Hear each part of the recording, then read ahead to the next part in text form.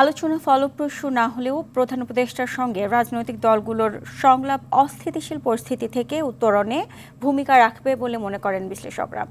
রাজনীতি ও নির্বাচন বিশ্লেষক ডক্টর আব্দুল আলিম এবং অবসরপ্রাপ্ত মেজর জামান মনে করেন, বিএনপি চেয়ারপারসন বেগম খালেদা জিয়া এগিয়ে এলে ইতিবাচক পরিবর্তন সম্ভব। খান আলমিনের রিপোর্টে বিস্তারিত।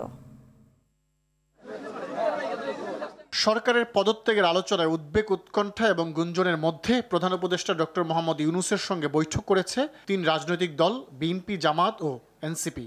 অস্থিরতা নিরসনের লক্ষ্য থাকলেও শেষ পর্যন্ত তিন দলই রয়েছে আগের অবস্থানে।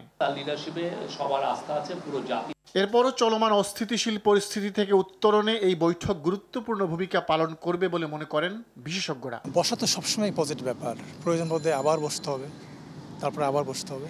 এই বসে বসেই এক ধরনের কনসেনসাসে আসতে হবে যে আমরা কখন নির্বাচনটা চাই। সরকারের পক্ষ থেকে খুব ক্লিয়ার মেসেজ দরকার। যদি ইলেকশনটা ডিসেম্বরে হয়, ডিসেম্বরের জন্য রোডম্যাপ, যদি জানুয়ারিতে হয় জানুয়ারির জন্য রোডম্যাপ।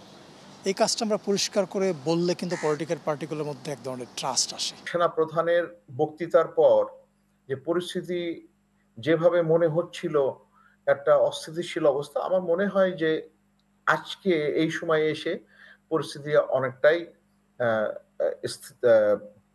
শান্ত, স্থিতিশীল হয়েছে, শান্ত হয়েছে। গণতন্ত্রের জন্য দীর্ঘ লড়াই সংগ্রাম করে দেশের মানুষের কাছে একটি বিশেষ স্থান অর্জন করেছেন বিএনপি চেয়ারপারসন বেগম খালেদা জিয়া। চলমান সংকট নিরসন কিংবা হ্রাসে তিনি ভূমিকা রাখতে পারেন বলে মনে করেন তারা। উনি অনেক গ্রহণযোগ্য একজন নেতা, অনেক গ্রহণযোগ্য, সবার কাছে উনি সম্মানিত। উনি যদি একটা আহ্বান জানান দেশের মানুষকে, বিএনপিকে, তার দলের নেতাকর্মীকে, সবাইকে যারা এটার অংশীজন, তাদের সবাইকে যদি একটা আহ্বান জানান, তাহলেও বোধহয় পরিস্থিতিটা একটু শান্ত হতে পারে।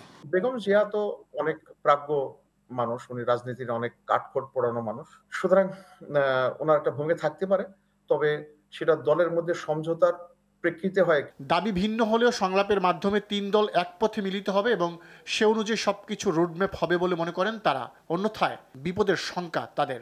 তিন পক্ষই ঠিক কথা বলেছেন, তারা তাদের দাবি উপস্থাপন করেছেন এবং এক পর্যায়ে এসে এই তিনজনের দাবিটাই সমন্বিত করে হয়তোবা একটা আমরা পথ নকশা পাবো। আলটিমেটলি একটা সমাধানে আসতেই হবে, এটার কোনো বিকল্প নাই। যদি এই বিকল্প না থাকে, আমরা যদি কনসেনসাস আসতে না পারি, তাহলে যেটা হবে যে আমাদের কোনো পরিবর্তন হবে না। আমরা যে অন্ধকারে ছিলাম সেই অন্ধকারেই থেকে যাব। সংকট নিরসনে বড় দল হিসেবে বিএনপিকে সরকারের সহযোগীর ভূমিকায় থাকতে হবে, এমন মত উঠে আসে তাদের কথায়। খান আলামিন, RTV, ঢাকা।